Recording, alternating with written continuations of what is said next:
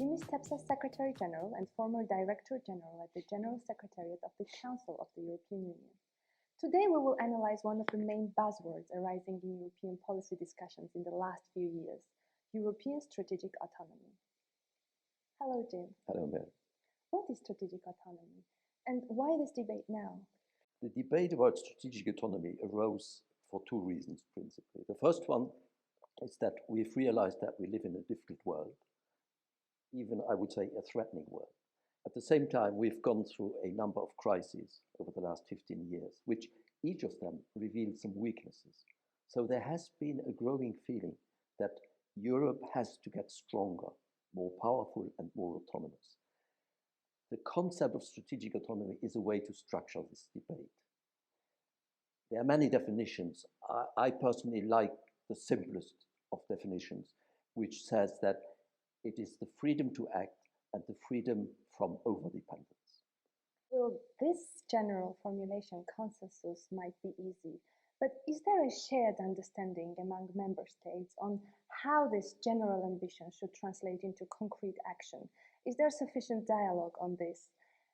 How independent can Europe really be from the rest of the world in the 21st century? You know, as often happens in Europe, the same term elicits very different interpretations.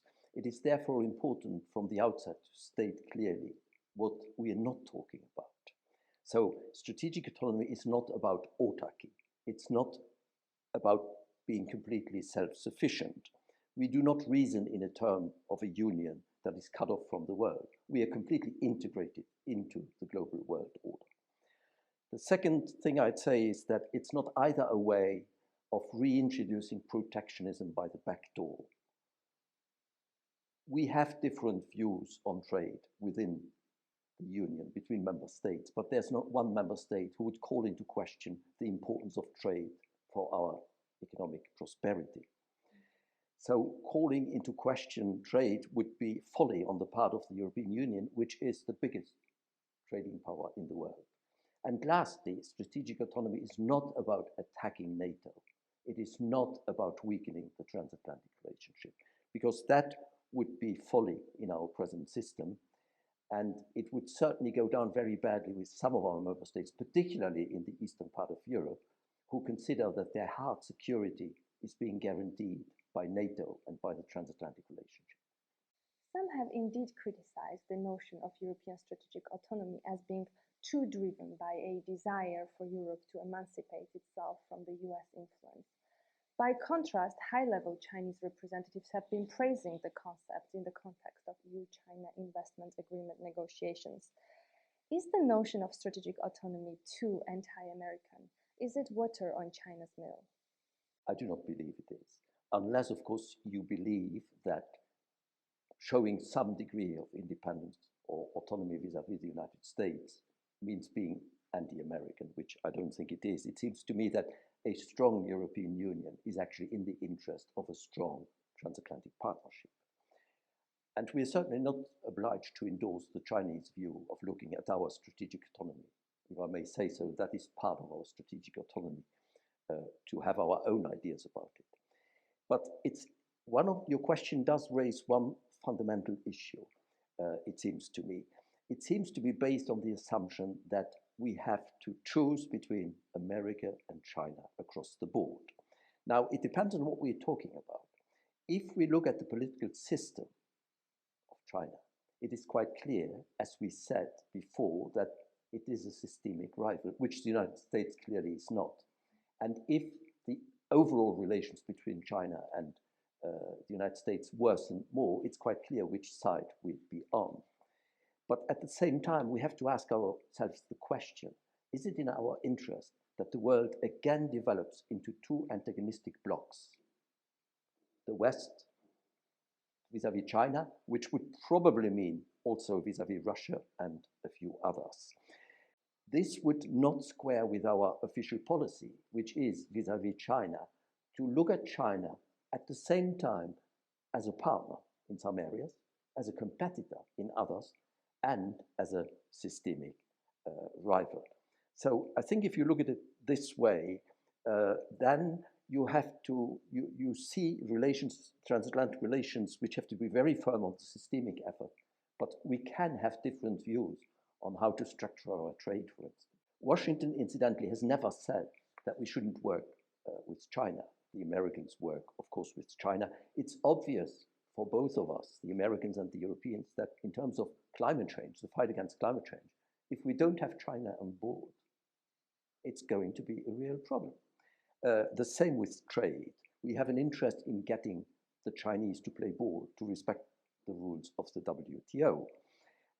Now, there can be differences between the Americans and us in certain issues. For instance, how exactly to deal with Huawei is a good example.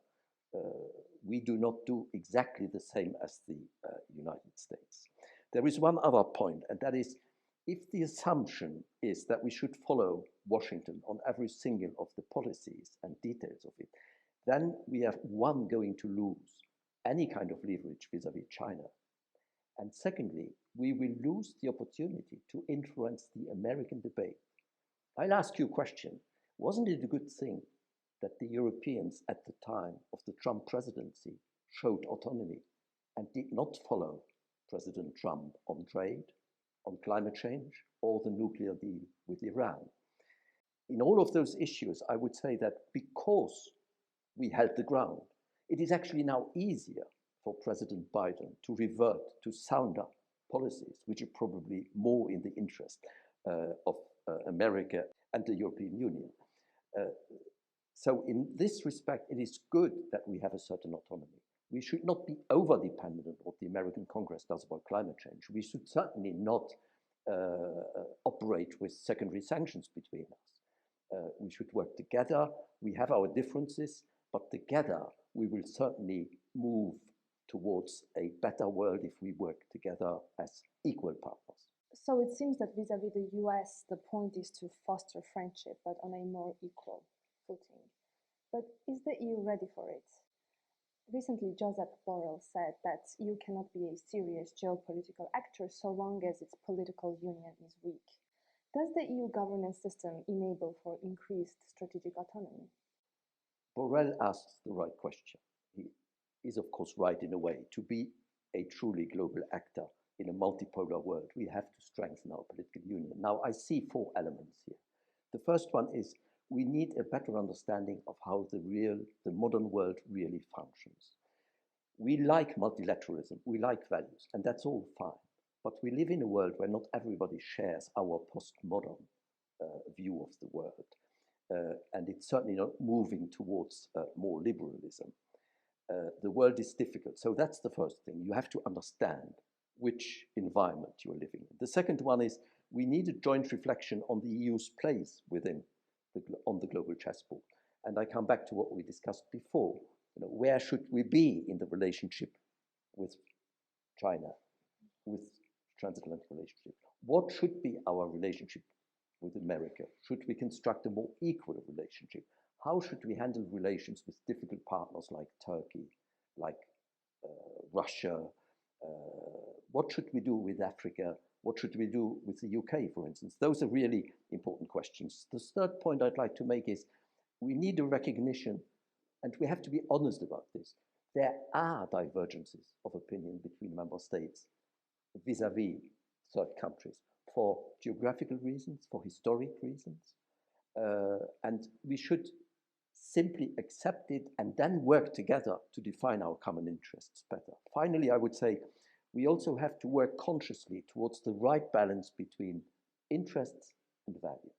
Both are important, of course, but we have to look at all angles of a relationship, for instance, with China.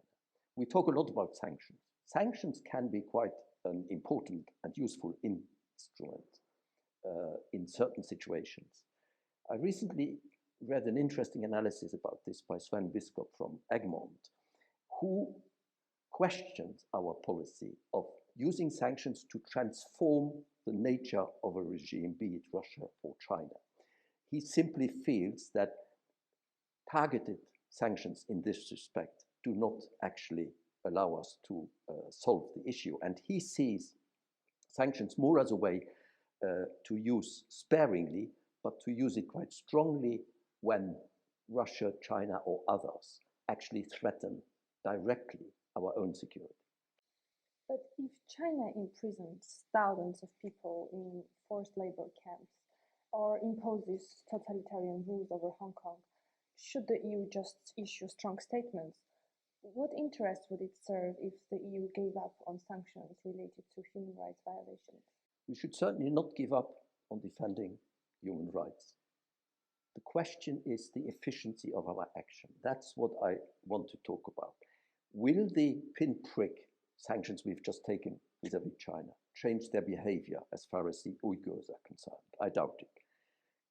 Consistent and firm condemnation, revealing systematically what we learn about what's going on, asking for international inquiries, can have an effect. Don't underestimate the fact that China does care about its image in the global world and what people think about it in international organizations. Now, you could, of course, ask the question that if the sanctions aren't strong enough, should we not adopt serious economic sanctions which would do real damage to China and probably also to us? This is a weighted decision with huge consequences. It's not actually what the US are doing either. The US have in place a very important economic agreement with China, which they concluded at a time when Chinese already behaved in a certain way vis-à-vis the Uyghur minority. Now, if we are being asked as Europe not to ratify our investment deal, which the Commission recently negotiated because of what goes on in Xinjiang, then of course I ask the question, should we not then ask the Americans to cancel their economic relationship with China, which gives them in the present situation an advantage, or them or their firms? So those are really difficult questions. My final remark on this would be that sanctions can be useful, and we certainly use them to good effect in some areas, but we cannot transform it into our overall policy. It will not help solve all the problems in the world. So this, in a nutshell, is what I want to say about sanctions. We could have a long debate about Europe's ability to stand up for human rights in the world. But if strategic autonomy is not primarily intended to strengthen the defense of European values against authoritarian regimes outside Europe, what exactly are the problems for which strategic autonomy isn't the right solution? Which policy areas should be best addressed by the notion of strategic autonomy? Strategic autonomy is not about a particular policy. It is about having the means and powers to have a policy in the first place. It is about being able to look at our interests and our values and to defend them. If we do not defend our interests, we will lose our values. Strategic autonomy starts at home. It concerns all our policies. The crisis we faced recently have shown that we have some flaws in our system. We have some weaknesses.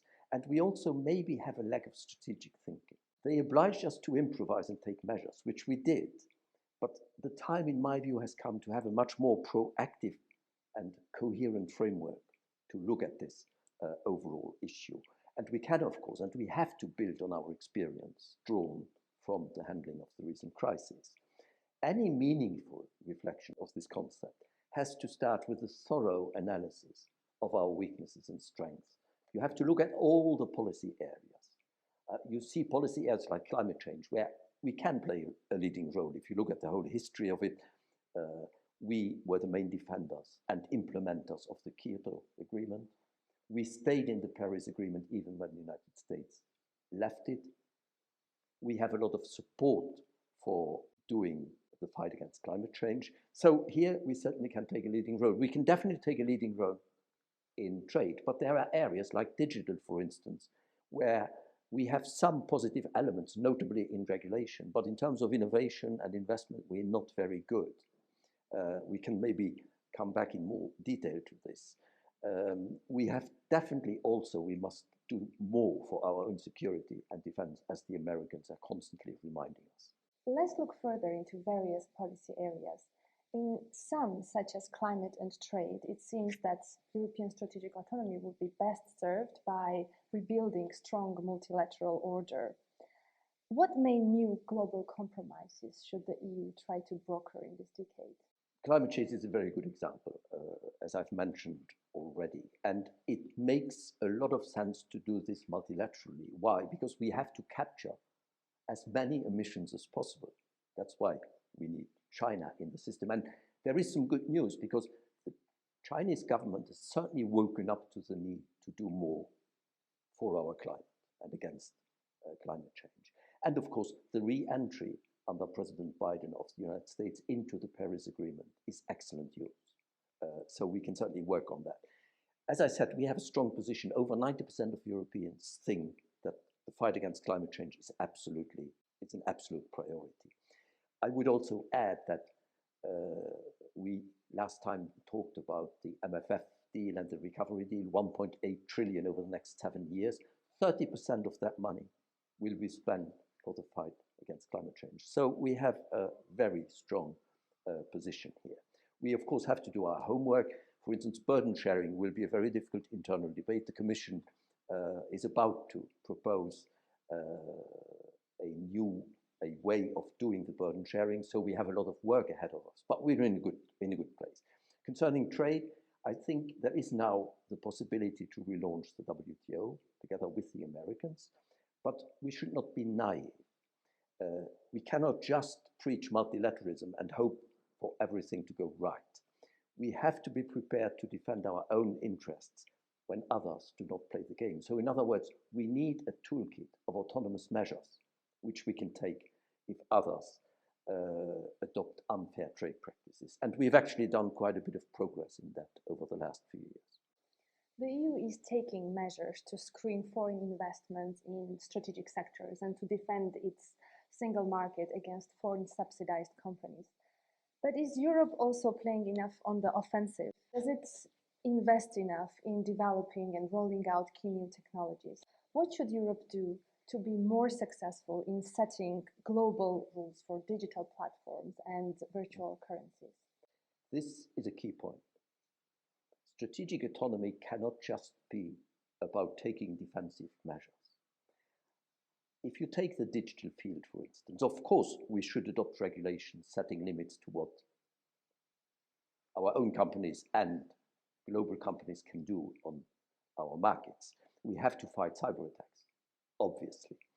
But we must, at the same time, innovate, invest, and become stronger actors in groundbreaking technologies, because that is the way that you actually have an influence. Now, I find it always a bit sad as a European that among the 21st IT companies in the world, there's not a single European one. Where are the European champions, if I may put it that way? You mentioned norms. Norms are, of course, very important. But may I remind you of what happened with mobile phones? We were the world leaders, and we set the standards, the norms, 20 years ago. We lost the competitive edge. And today we're not setting the norms anymore. So this is a good example.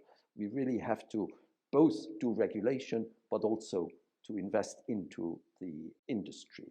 Last remark in this respect, we are very proud about the regulation on data protection. And rightly so. In a way, we were the first in the world to regulate this. But we have to be a tiny bit careful that we not end up in a situation where the Europeans have the protection and the Chinese and the Americans have the data and the use of the data. The world of high tech is indeed dominated by the US and increasingly by China. European tech engineers are drawn into Silicon Valley. What should we do to transform Europe into more of an innovation center?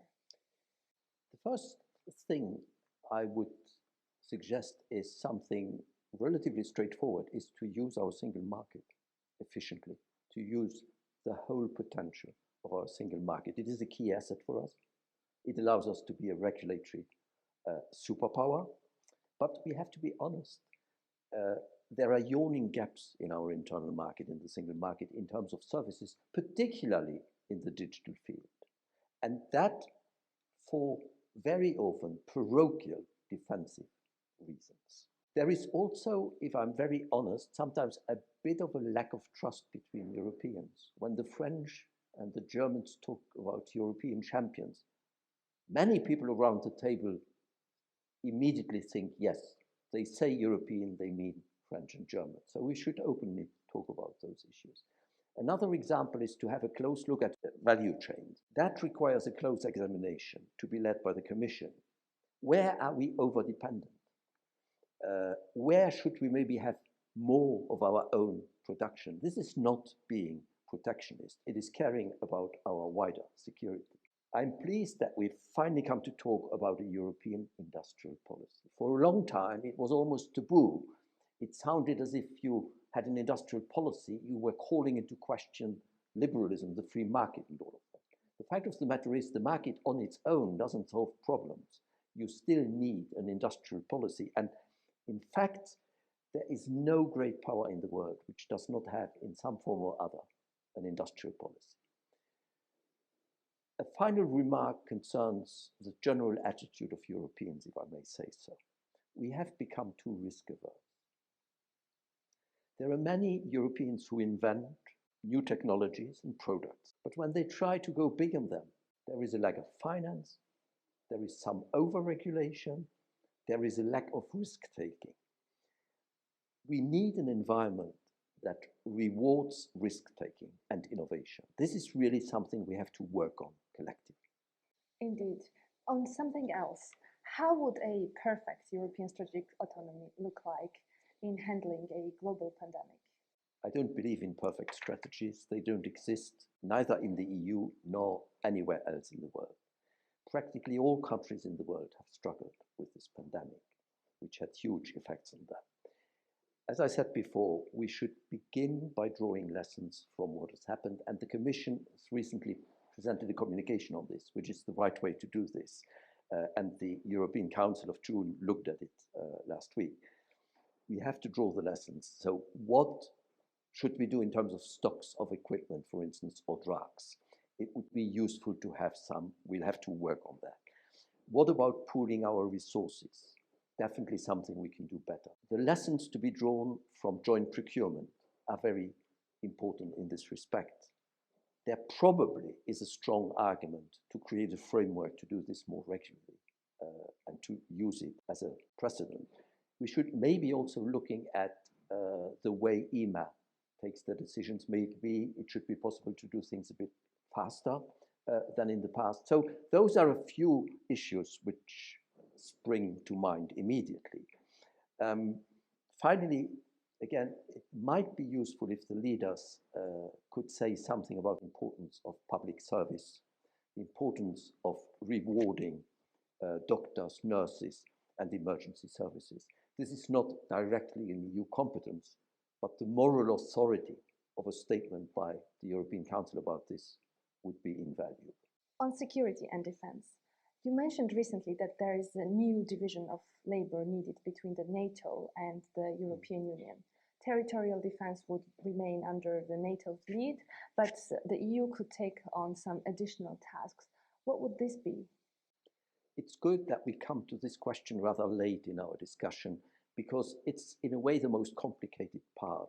It's the policy where the term strategic autonomy can create a lot of confusion and misunderstandings, and therefore distract from the necessary work on strategic autonomy across the board. I say this because of our history after the Second World War, where our hard security, our defense against military attacks, was actually done via NATO and the transatlantic relationship. We should definitely not give the impression that we completely want to change this, that we want to transform the EU into a military organization, taking over what is Article 5 in NATO about common defense. We're not talking about a European army, and we're not either trying to transform the EU fundamentally in this area, but what we want to do is to use the means and instruments of the EU to help us do better in our joint defense effort, including with the Americans. That's a useful clarification that the idea of strategic autonomy does not mean the creation of a European army. In what areas of defense policy is NATO too constrained and the EU could make greater contribution? What should the EU do? Quite a few things, actually. Some of them we're doing already, but we could do them better. For instance, we have a coordinated annual review of defense, which gives us a very good picture of the state of armed forces across Europe. Secondly, we have what we call structured reinforced cooperation, where countries work together on military projects with the help of the European Defence Agency. We should definitely do more in this respect. We also now have the European Defence Fund, which for the first time allows us to use EU money for military projects. So we have to get this right. And finally, I would say, I mentioned before already the lack of strategic debate. Well, in this area, we do need a strategic debate. And it is taking the shape right now of defining what in the jargon here is called a new compass, a strategic compass. The idea is to come forward with a concept of this type under French presidency very soon. I think this is very important because it also helps us to better reflect on our relationship with NATO. Concerning relations with NATO, I recently read another article by Sven Biskop, whom I quoted already, which was about EU-NATO relations. And his call was for having a fresh look at division of labor between the two. He says it's clear that on hard security, the leader will be NATO, but the EU can contribute more than it has done in the past. If you talk about our defense against non-military threats, the EU should be leader because the EU can deal with far many policies than NATO for obvious reasons.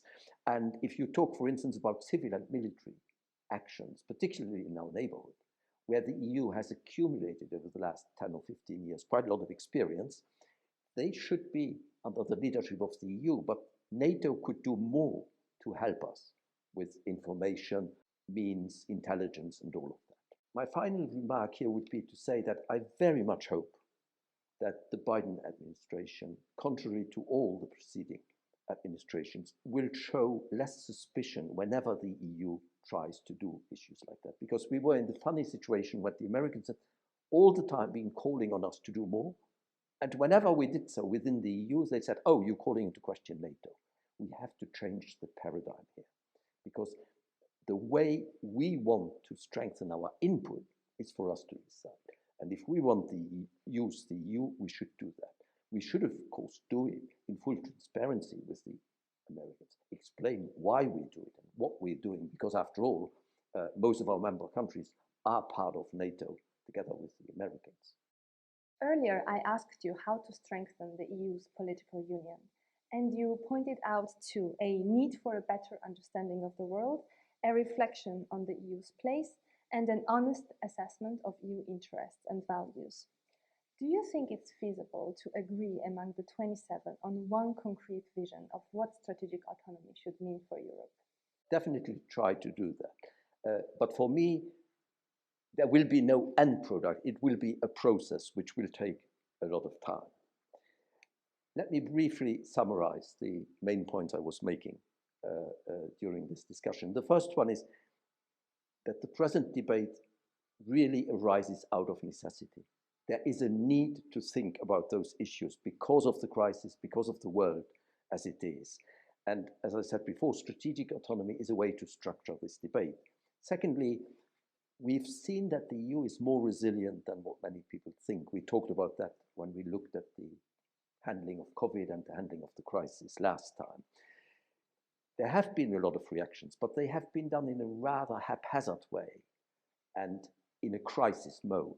It is now time to move to a more structured discussion and framework, to draw all the lessons from what we've been doing and to set in motion a process and a methodology to strengthen our strategic autonomy. The third point is that we need a new approach to how we look at the world and a better reflection on our own place on the global chessboard.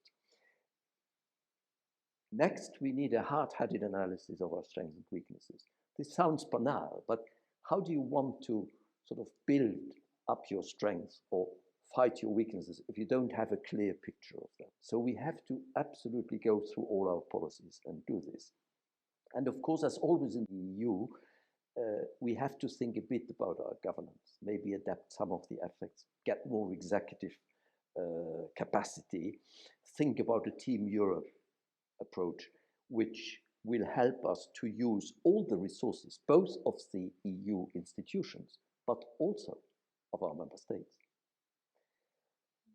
When I look at what we've done over the last years, I'm fairly optimistic about this. Some people say we have to change the treaty to do this. I think our institutional framework is fine, basically. It does not prevent us from doing a lot of things. Of course, it can happen that we come to the conclusion, for instance, if we want to build a health union, that we need a change of treaty, then we should do it. There should be no veto about this. We should be open to look at this, but we should not start from the assumption that we should launch a big institutional debate. We should concentrate now on doing what requires doing. I think we can do it. We've shown in 2020, with the handling of the COVID crisis, that we can do it. We can actually use crisis to reinvent the European Union. Thank you, Jim, for these optimistic conclusions and for all your insights on the notion of strategic autonomy. Thank you. And thank you all for watching this 4th episode of Europe Chats. We will be back in September with new themes. Meanwhile, please do check out our previous episodes on YouTube or our new podcast, Europe Speaks, on Spotify. See you in September.